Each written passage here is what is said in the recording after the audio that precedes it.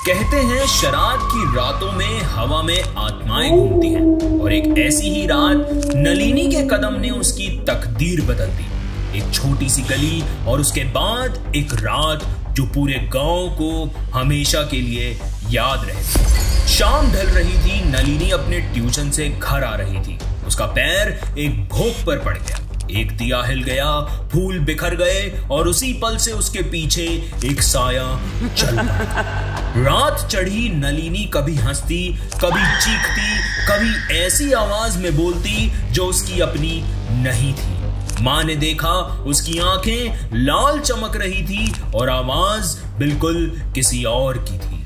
फिर आंगन में देवी का कीर्तन शुरू हुआ, घंटी बज रही थी, ढोलक की ताल गूंज रही थी और नलिनी चीख कर बोली, ये घर मेरा है। पर उस रात क्या देवी ने उसे छुड़ा लिया या वो साया आज भी वहीं है? नमस्कार दोस्तों, आप सुन रहे हैं the horror show by Karnik. स्वागत है आपका एक और नए एपिसोड में। हर गांव, हर शहर के कोने में कुछ कहानियां छुपी होती हैं जो समय के साथ धुंधली तो हो जाती हैं, लेकिन उनकी परछाइयां कभी मिटती नहीं है। आज की जो कहानी है वो शुरू तो एक छोटी सी गली से हुई थी। एक लड़की जो शाम के वक्त अपने ट्यूशन से घर लौट रही थी। एक कदम गलत गिरा और उसके साथ ही एक ऐसा डर उसके घर तक पहुंच गया जिसका बोझ रात भर सबने महसूस किया। यह कहानी है एक भोग, एक आत्मा और इस एक रात के कीर्तन की।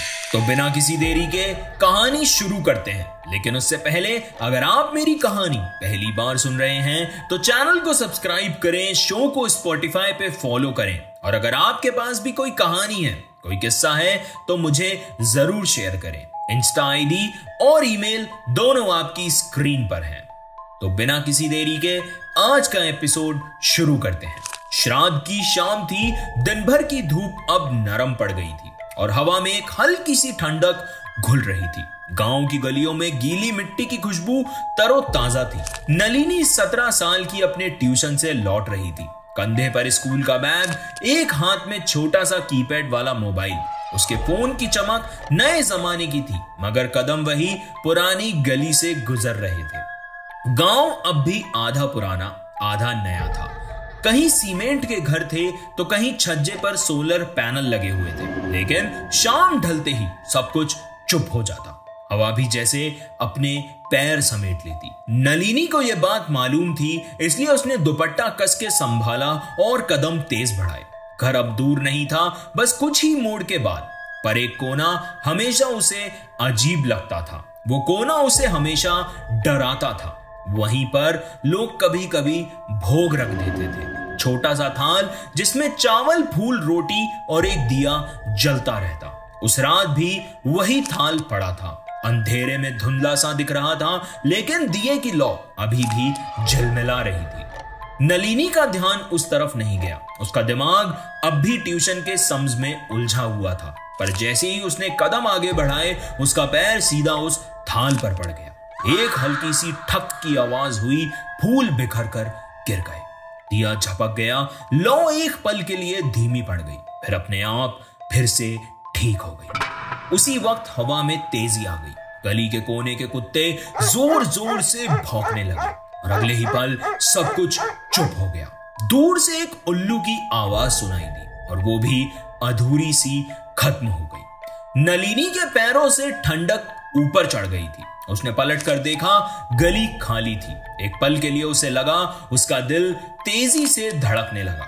खुद को समझाया कि बस अंधेरा है और कुछ नहीं, थोड़ी देर में मेरा घर आ जाएगा। हर कदम पे उसे ऐसा लग रहा था कि कोई चुपके से उसके पीछे आ रहा है, बिना आवाज के, बिल्कुल चुप।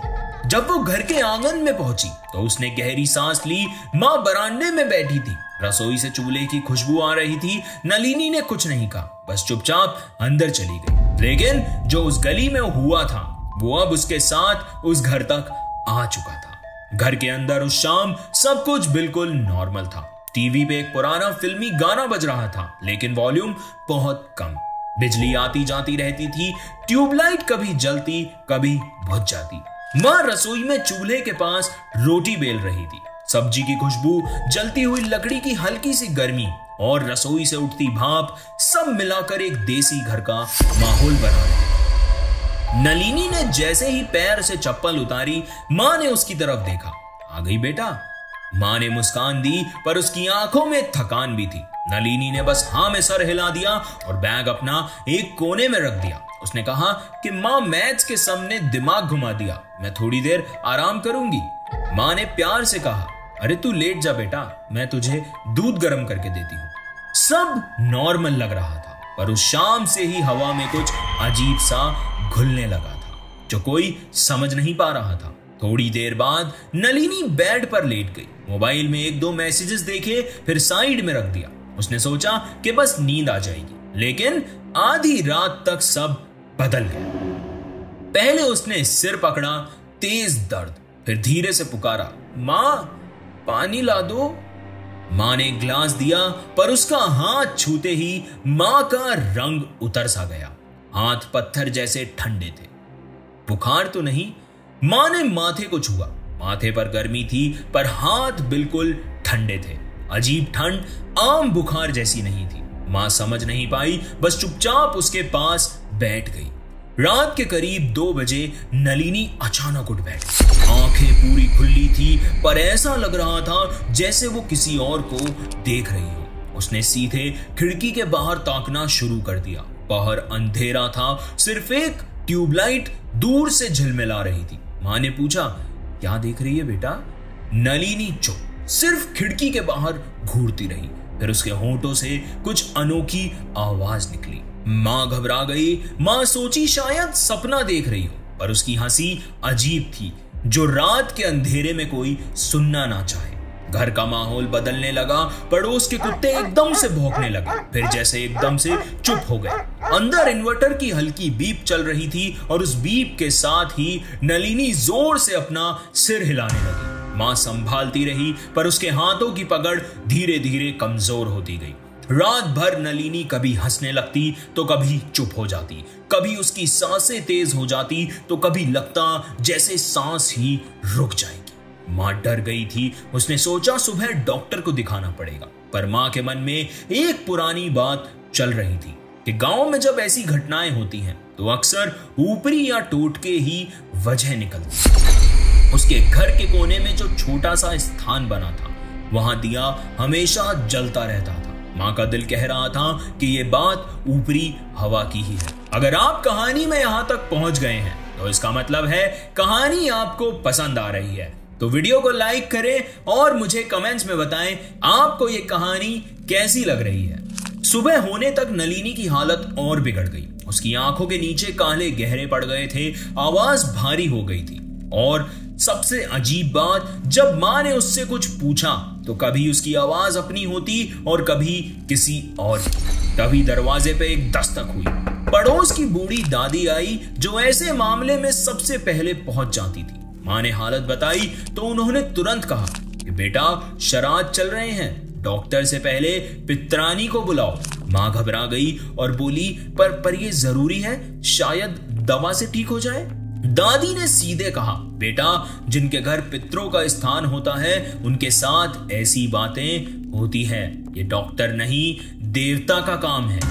मां चुप हो गई। उसने नलिनी की तरफ देखा, जो अब खिड़की से बाहर घूर रही थी, जैसे कोई वहां खड़ा उसे देख रहा हो। और उस पल मां को यह एहसास हुआ कि वो दादी सही कह रही है। सुबह होते होते घर में सबका चेहरा उतर गया था। नलिनी बेड पर बैठी थी, पर उसका चेहरा पहचान से बाहर लग रहा था। आंखों के नीचे काले गहरे थे, बाल फैले हुए और आंखें जैसे हमेशा से जागी हुई हो। कभी वो चुप बैठी रहती और अचानक से अपने दांत चबाने लगती। मां उसके पास बैठी थी, पर बेचैनी बढ़ती जा रही थी। तभी पड़ोस की बुढ़िया आंटी फिर से वापस आई। साथ में 2 और औरतें भी थीं। उन्होंने नलिनी को देखा और सिर्फ एक बात बोली, इस पर कोई साया है, इस घर की पित्रानी ही मदद कर सकती है। मां ने पहले तो इग्नोर किया, पर जैसे ही आंटी ने दोबारा पितरों का नाम लिया, एक ठंडी सी लहर मां के शरीर में दौड़ गई। उन्होंने अपना दुपट्टा थोड़ा और कस के लपेटा और पितरों के स्थान की तरफ देखा। वही कोना, छोटा सा चौकी, ऊपर सफेद कपड़ा, एक पुरानी फोटो की तस्वीर और एक दिया जो कभी बुझने नहीं दिया जाता था। माँ को याद आया कि उनकी दादी अक्सर कहती थी, जिनके घर में पितरों का स्थान होता है वहां वो हमेशा देखते रहते हैं और जब कोई परेशानी आती है तो वही मदद करने आते हैं। पड़ोस की बूढ़ी दादी ने कहा, इस लड़की को ज्यादा देर ऐसे मत रहने दे, पित्रानी को बुला ले, उनके आने से सब सच सामने आ जाएगा। घर में खामोशी छा गई। सबके चेहरे पे डर था पर कोई बोल नहीं रहा था। तभी नलिनी ने अचानक अपना सिर उठाया और एकदम से मां की तरफ घूर कर देखने लगी। उसकी आंखें लाल सी चमक रही थी और फिर उसने एक आवाज निकाली जो उसकी अपनी नहीं थी, भारी गुस्से से भरी आवाज। हमारे खाने पर पैर रखो, अब इसे हम खाएंगे। मां की रीढ़ की हड्डी ये सुनकर झुक गई।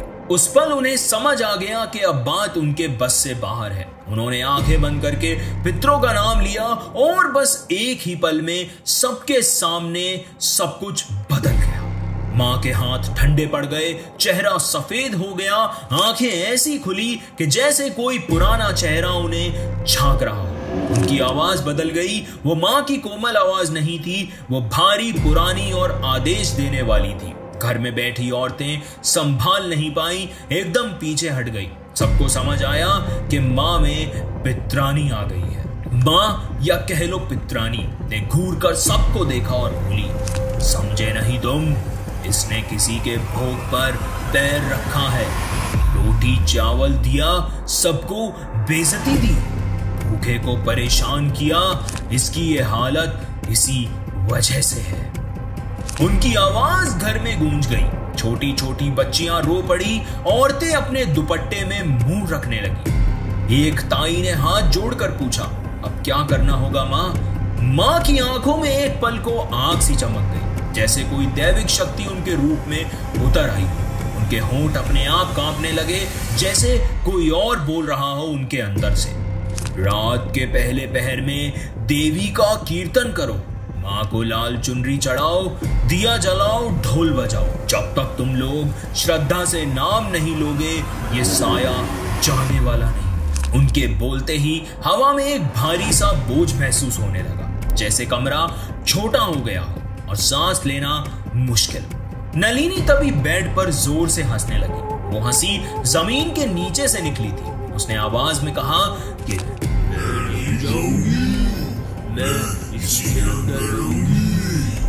घर में एकदम से सन्नाटा आ गया। पड़ोसियों ने पहले कभी ऐसी चीज अपनी आंखों से नहीं देखी थी, लेकिन सबको यकीन हो गया था कि पित्रानी की बात सही है। मां अभी भी पित्रानी के स्वयं रूप में थी।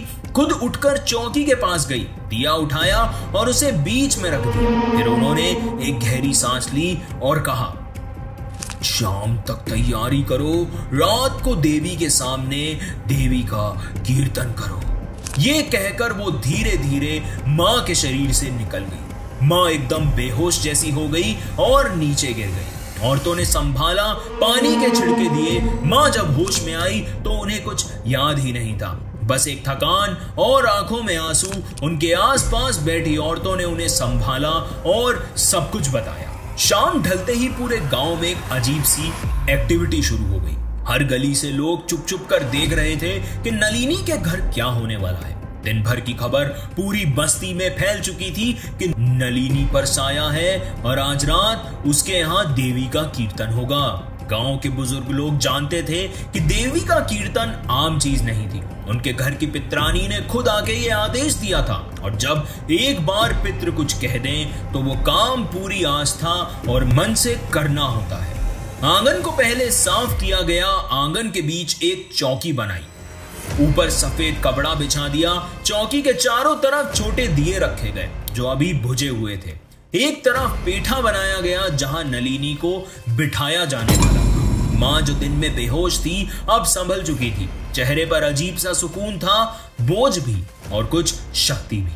पड़ोस की औरतें एक एक थाली में लाल फूल, हल्दी, कुमकुम, नारियल और हलवा पूरी लेकर आई थी।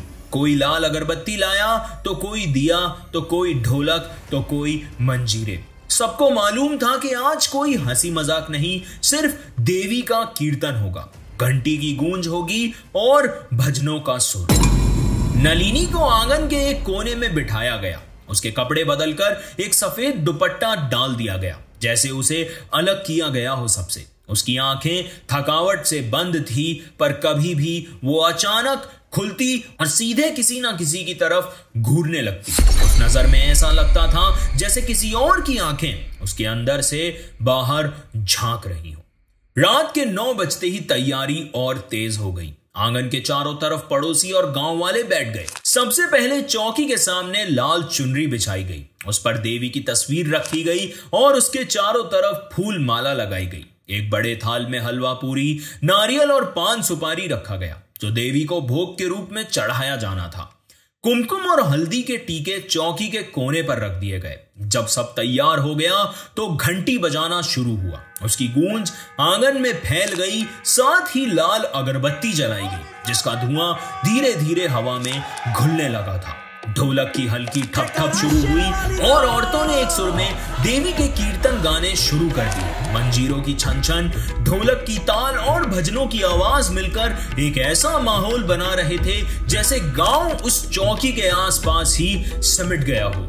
पहले दिया जला, फिर फूल चढ़ाए गए और एक एक करके भोग की चौकी सामने रखी गई। हर अर्पण के साथ लोगों ने जोर से जय माता दी की आवाज लगाई। आंगन की हवा बदल गई। अब सिर्फ भजन, घंटी और देवी का नाम वहां गूंज रहा था। मां ने अपने दुपट्टे को सिर पे रखा और देवी का नाम लेकर चौकी के पास बैठ गई। उनके आसपास औरतें बैठी थी जो साथ साथ कीर्तन गा रही थी। नलिनी बेचैन थी, कभी जमीन पे उंगली से घेरा बनाती तो कभी अपने आप से कुछ बोलती जो कोई समझ नहीं पाता। कभी वो अचानक खुद से हंसी छोड़ देती और उस हंसी से खुद घबरा जाती। कभी चुप होकर हवा में घूरती जैसे उसके सामने कोई अनजाना साया खड़ा। ताई ने तभी धीरे से कहा, ये लड़की अब अपने बस में नहीं है। लोग चुप हो गए। आंगन का माहौल इतना भारी हो गया था जैसे वक्त रुक गया हो।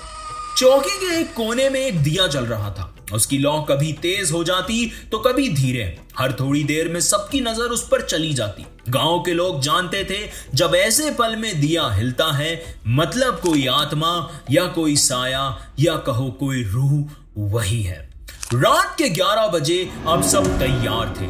मां ने अपने हाथ में लाल अगरबत्ती उठाई, घंटी बजाई। घंटी की गूंज ने आंगन का माहौल हिला दिया। लग रहा था जैसे घर के कोने में वो आवाज घूम रही हो। औरतें एक सुर में देवी का कीर्तन गाने लगी। मंजीरों की छन छन, ढोलक की ताल और घंटी की गूंज मिलकर एक ऐसा सुर बन गए जो सीधा रात के अंधेरे को चीर रहे थे। इसी बीच नलिनी ने अपना सर उठाया और एक जोर की हुंकार मारी। उसकी आवाज में वो लड़की नहीं थी जो शाम को ट्यूशन से आई थी। उस आवाज में वो गुस्सा था, वो भूख थी और एक ऐसी गहराई जिसमें इंसानियत कम और एक प्रेत आत्मा ज्यादा नजर आ रही थी। सब औरतें पीछे हट गई, पर मां ने अपनी जगह नहीं छोड़ी। उन्होंने जोर से कहा कि रात अब शुरू हो गई है, देवी का आह्वान होगा, तभी ये साया यहां से बाहर जाएगा।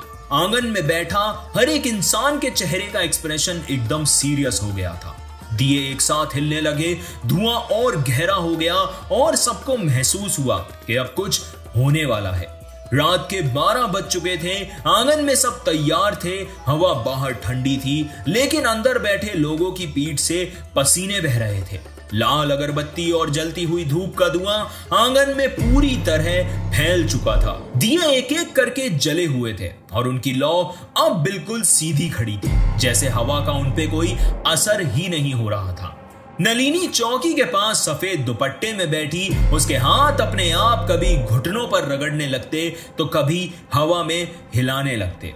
आंखें कभी बंद होती तो कभी अचानक खुलकर किसी को ऐसे घूरती कि जैसे उसको अभी जिंदा निकल लेगी। लोग उसकी नजरों से बचने की कोशिश कर रहे थे। मां ने दुपट्टा सिर पे रखा और देवी का नाम लेकर घंटी बजाई। घंटी की गूंज इतनी गहरी थी कि लग रहा था जैसे दीवारों के अंदर तक चली गई। ढोलक की हल्की ठप तेज हुई, मंजीरे छन छन करने लगे। धीरे धीरे औरतें अपना सुर तेज करने लगी। जय माता दी की गूंज आंगन में फैल चुकी थी। नलिनी ने अचानक अपना सिर उठाया और जोर से एक और हुंकार मारी। लोगों के दिल से एक साथ निकल पड़ा, देवी मां रक्षा करो। मां की आंखें बंद थी, पर आवाज अब भी उन्हीं के जरिए गूंज रही थी कि आज रात के कीर्तन के सुर में सब कुछ सामने आएगा। जो भूखे थे, जो अपमान हुआ, देवी उन्हें शांत करेगी। मां बार बार अपने मन में यह प्रार्थना कर रही थी। घंटी और तेज बजने लगी। धूप का धुआं इतना घना हो गया कि आंगन अब धुंधला दिखने लगा था। दिए की लौ हिलने लगी, जैसे हवा रुक गई हो और अनजानी ताकत सामने आ रही हो। नलिनी का शरीर कांपने लगा। पहले हल्की सी कंपन हुई, फिर ऐसे जैसे उसके अंदर कोई और घुस रहा हो। उसने दोनों हाथ जोड़कर अपना चेहरा ढक लिया, फिर अचानक हाथ से हटाकर एकदम से हंसने लगी। वो हंसी आंगन में बैठी औरतों के रोंगटे खड़े कर गई। ताई ने हाथ जोड़कर पुकारा कि देवी मां कृपा करो। नलिनी का शरीर पीछे झटके से गिर गया। उसने जमीन पर सर पटकना शुरू कर दिया। दो औरतों ने तुरंत आगे बढ़ी, उसके नीचे तकिया रखा। नलिनी ने आंखें खोली और ऐसे आवाज निकाली जैसे किसी औरत की हो।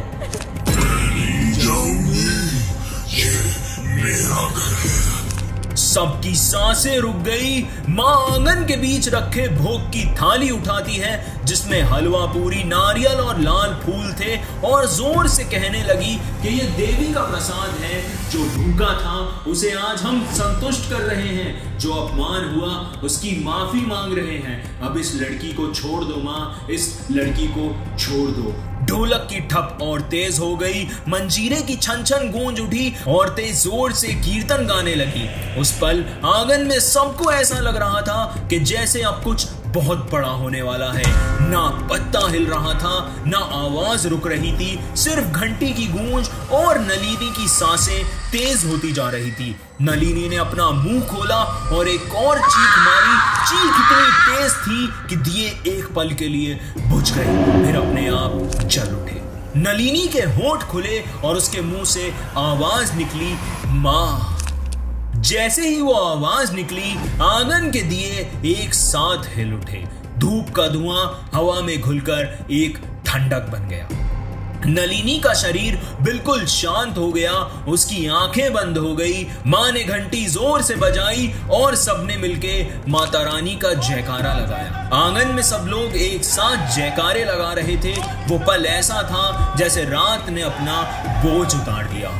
हवा में अब डर नहीं था, सिर्फ एक शांति की महक थी। सबने एक दूसरे की तरफ देखा।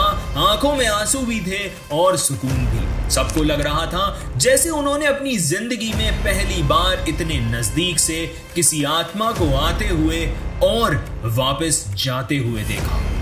नलिनी चुपचाप चारपाई पर लेटी हुई थी। सांसें अब बिल्कुल नॉर्मल थी। उसका चेहरा शांत था, जैसे वो गहरी नींद में हो। मां, जो अब तक देवी की शक्ति से भरी थी, धीरे धीरे पीछे गिर गई। औरतों ने उन्हें संभाला।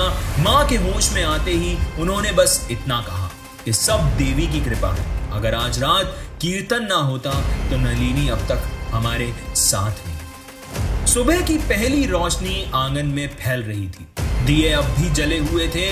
उनकी लौ धीरे धीरे कमजोर पड़ रही थी, जैसे रात के साथ साथ उनका भी बोझ हल्का हो गया। रात भर की घंटी, ढोलक और कीर्तन की गूंज अब भी हवा में पहल कर रही थी। ऐसा लग रहा था जैसे कोई और सुर अभी तक अधूरा वही गूंज रहा हो, जो हवा के साथ अब धीरे धीरे खत्म हो रहा था। नलिनी चारपाई पर शांत सो रही थी। उसका चेहरा पहले से अलग था, जैसे तूफान के बाद नदी का पानी शांत हो जाए। उसकी सांसें अब ठीक चल रही थी और उसके होंठों पर एक मुस्कान थी जो कल रात तक अंधेरों में गायब थी। मां उसके पास बैठी थी, आंखों में आंसू पर चेहरे पर एक सुकून। कल तक जो मां अपनी बेटी के बदलते चेहरे को देखकर थरथरा रही थी, आज वही मां उसकी धीमी सांसों की आवाज सुनकर अपने दिल को शांत कर रही थी। हर बार जब नलिनी सांस लेती तो मां अपना हाथ उसके हाथ पे कस के पकड़ लेती, जैसे उसकी सांसें गिन रही हो। पड़ोस की औरतें जो रात भर आंगन में बैठी थी अब धीरे धीरे घर से निकल रही थी। किसी की आंखों में आंसू थे तो कोई चुपके से बोल रहा था कि ये देवी की कृपा थी। दूसरी औरत कह रही थी कि अगर रात को कीर्तन ना होता तो ये लड़की बचती नहीं। गांव में सुबह होते ही ये चर्चा फैल गई। हर गली हर चौपाल पर लोग इसी कहानी को अपने अपने अंदाज में सुना रहे थे। थोड़ी देर बाद नलिनी की पलकें हिलने लगी। उसने धीरे से आंखें खोली। सुबह की रोशनी उसके चेहरे पर पड़ रही थी। सबसे पहले उसकी नजर मां पर गई। उसकी आंखों में अब डर नहीं था, बस एक गहरी समझ थी। उसने हल्की सी आवाज में कहा, मां, सच में देवी की ताकत होती है ना? मां ने कुछ नहीं कहा, बस उसका हाथ और कस के पकड़ लिया, जैसे कह रही हो, हाँ बेटा, होती है। दिन चढ़ चुका था। घर के बाहर साइकिल की घंटी, मुर्गे की आवाज और खेत की तरफ जाते आदमियों की बातें सुनाई देने लगी थी। सब लोग अपने काम पर निकल गए, पर इस घर का माहौल अब भी अलग था। घर के अंदर एक शांति थी, पर वो शांति खामोशी वाली नहीं, बल्कि उस खौफ के बाद वाली थी जिसमें इंसान अपना अस्तित्व को समझ लेता है। नलिनी आंगन में आई। उसके सामने वही चौकी थी जहां रात को दिया जलाया था, जहां भोग चढ़ाया गया था, जहां सारी रात देवी का नाम गूंजा था। उसने देखा कि एक दिया अब भी जल रहा था। उसकी लौ हल्की सी झिलमिला रही थी, जैसे अपना वजूद दिखाना चाह रही हो। नलिनी उसके सामने बैठ गई। उसने अपने आप से मन में कहा कि आगे से भोग के ऊपर कदम नहीं रखूंगी, ये कोई खेल नहीं। उसने सच्चे मन से उनके घर की पितरानी को भी नमन किया और हाथ जोड़े। और जैसे ही उसने ये कहा, उस दिए की लौ एक पल के लिए तेजी से हिल गई। उसने तुरंत इधर उधर देखा। हवा बिल्कुल रुकी हुई थी, फिर भी दिया हिल रहा था। उस पल उसके दिल की धड़कन रुक सी गई। उसने बस आंखें झुका ली और अंदर ही अंदर मान लिया कि कोई तो था जो उसे देख रहा था और सुन रहा था। उस दिन के बाद नलिनी का जीवन बदल गया। उसके अंदर एक अलग ही अदब आ गया था। हर साल शराब के दिन जब गांव में लोग देवी का कीर्तन करते तो नलिनी अपने घर के आंगन में एक एक्स्ट्रा दिया जरूर जलाती। उसने कभी किसी भोग को बेइज्जती से नहीं देखा, हमेशा झुककर इज्जत दी। गांव के लोग कहते थे कि इस घर की रक्षा खुद देवी ने की थी। पितरानी भी यहां आई, पर उन्होंने इस घर को बचा लिया। ये देवी का घर है। और लोगों के लिए यह कहानी यहीं खत्म हो गई। एक रात का तूफान, एक चमत्कार और फिर जिंदगी अपनी राह पर। लेकिन नलिनी के लिए कहानी खत्म नहीं हुई। हर साल जब भी उसने दिया जलाया, एक पल के लिए उसकी लौ हमेशा हिल जाती थी, हमेशा। और उस हिलती लौ में नलिनी को उनका आशीर्वाद नजर आता। उस रात के बाद नलिनी तो बदल गई। उसने समझ लिया कि भोग के ऊपर पैर रखना या किसी भी चीज की बेइज्जती करना खेल नहीं होता। गांव वाले कहते हैं कि उस घर की रक्षा खुद देवी ने की थी। नलिनी के लिए वो एक नया जीवन था, एक नई समझ थी। आज भी जब शराब के दिन आते हैं, नलिनी अपने आंगन में एक एक्स्ट्रा दिया जलाती है। हर साल उस लौ को देखते हुए एक पल के लिए उसके दिल में वही रात लौट आती है। और हर बार उस लौ का हल्का सा झिलमिलाना, जैसे कोई कह रहा हो कि हम यही हैं। और शायद इसी वजह से गांव वाले आज भी उस कहानी को याद करते हैं, क्योंकि उनके लिए वो सिर्फ एक घटना नहीं थी, वो एक याद थी कि जब अंधेरा गहरा होता है तब रोशनी अपना वजूद जरूर दिखाती है। तो दोस्तों, अगर आपको ये कहानी पसंद आई है तो चैनल को सब्सक्राइब करें, वीडियो को लाइक करें और मुझे कमेंट्स में बताएं कि आपको ये कहानी कैसी लगी। और अगर आपके पास भी कोई कहानी है, कोई किस्सा है जो आज तक आपने किसी को सुनाया नहीं, तो आप मुझे भेज सकते हैं। इंस्टाग्राम पे डीएम कर सकते हैं या फिर मुझे ईमेल भी कर सकते हैं। ईमेल आईडी आपकी स्क्रीन पर है। हमारे चैनल पर ऐसी ढेर सारी कहानियां आपका इंतजार कर रही है, तो आज ही विजिट करें और सुने हमारी पुरानी कहानियां। आज की कहानी में बस इतना ही। जल्द ही लौटूंगा एक और हॉरर स्टोरी के साथ। धन्यवाद। आप सुन रहे थे the horror show by Karnik.